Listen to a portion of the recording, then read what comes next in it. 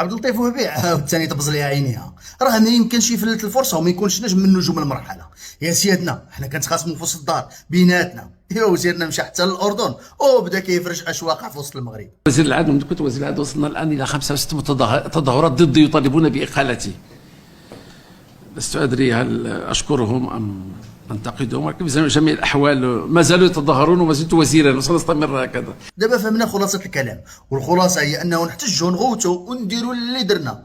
نتوما باقيين وما غتمشيوش، 65 مظاهره ضدك والشعب ما باغيكش، ولكن انت مازال وزير. في فرنسا وفي مدغشقر وفي عده دول غير كيخرجوا الناس كتقدم الحكومه استقالتها، لدرجه فرنسا طاح رئيس وزراء في 24 ساعه. المغاربه مقاتلين مع وزير العدل وها هو ماشي كيضحك عليهم انهم ما قدروش يحيدوه. وفين؟ وفي الاردن. كتضحك على بلادك في بلادات الناس. عمرك شفتي شي وزير اردني او شرق اوسطي دارها؟ مستحيل يديرها، ولكن انت ولفتي دير وما كيوقع والو. نعطيك في 2022 عشنا في المغرب 3000 مظاهره في السنه.